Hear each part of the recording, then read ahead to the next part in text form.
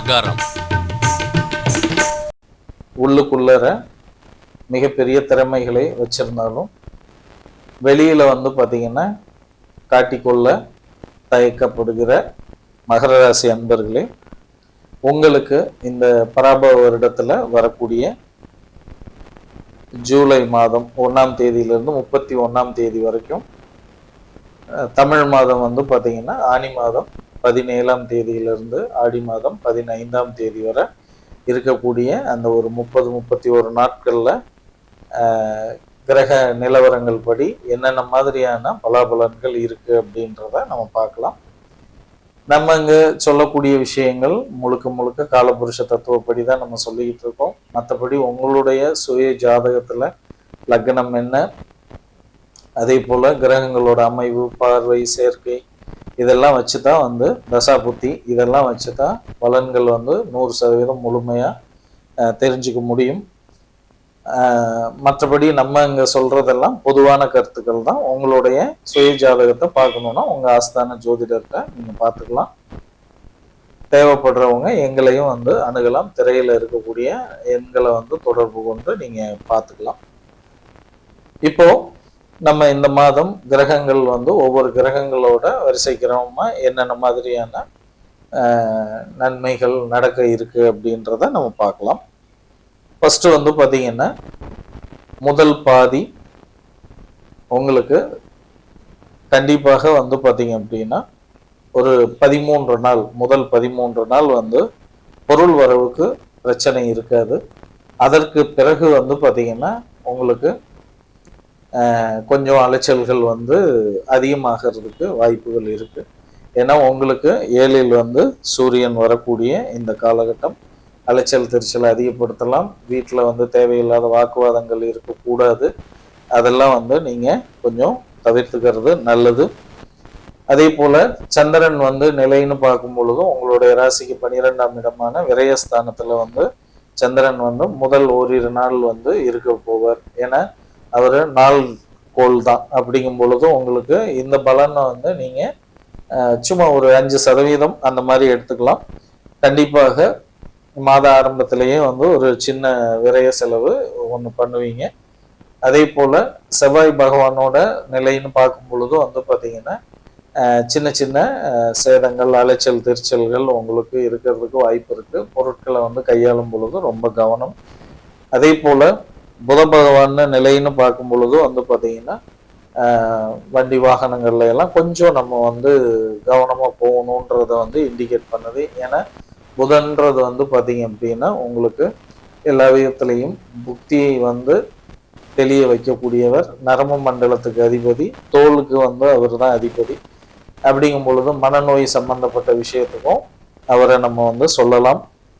அப்படிப்பட்ட புதன் உங்களுக்கு சிம்ம ராசியில இந்த மாதம் இருக்க போறார். அப்போ உங்களோட ராசிக்கு பார்த்தீங்கன்னா 8வது ராசியில அவர் இருக்கக்கூடிய இந்த காலகட்டம் உங்களுக்கு இந்த உடல் ரீதியான சில பிரச்சனைகள்லாம் வரலாம்.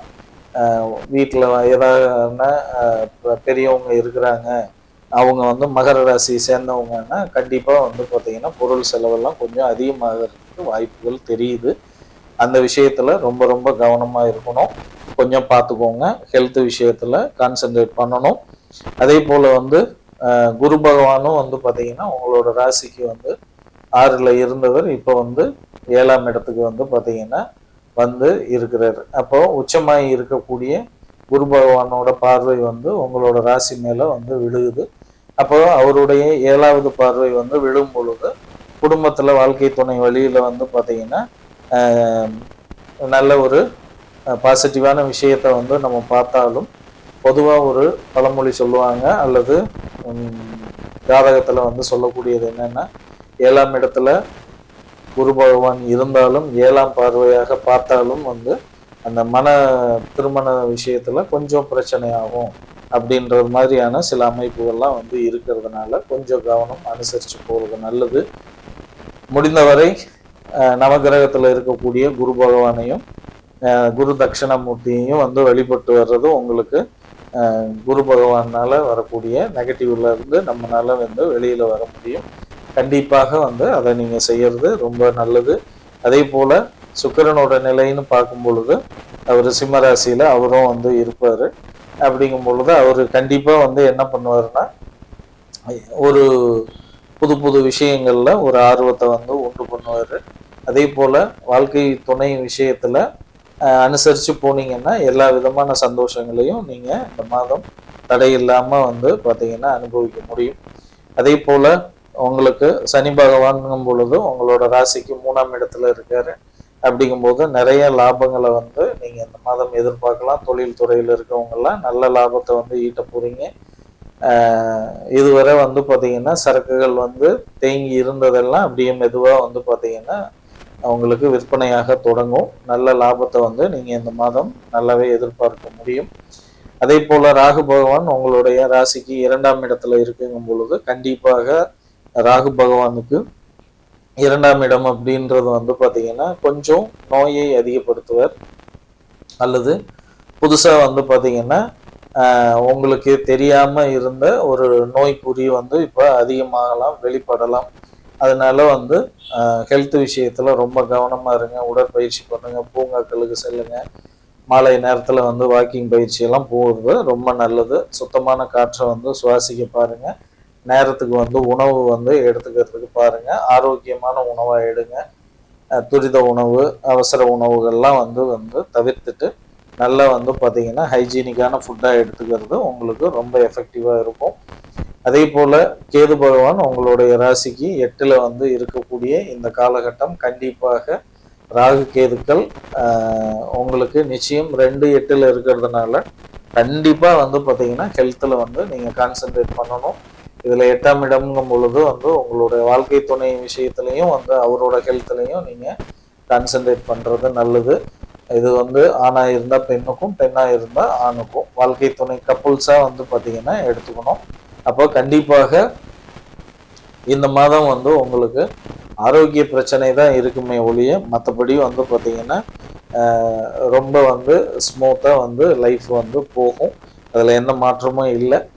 நிச்சயம் வந்து பார்த்தீங்கன்னா குரு பகவானுக்கு வந்து நான் சொன்னது போல் சிவன் கோயிலில் இருக்கக்கூடிய நவகிரக குரு பகவான் தட்சிணாமூர்த்தி வழிபாட்டை நீங்கள் பண்ணும் பொழுது சிவன் வழிபாடும் உங்களுக்கு எல்லா விதத்துலேயுமே இந்த மாதம் வந்து ஏற்றம் தரும்.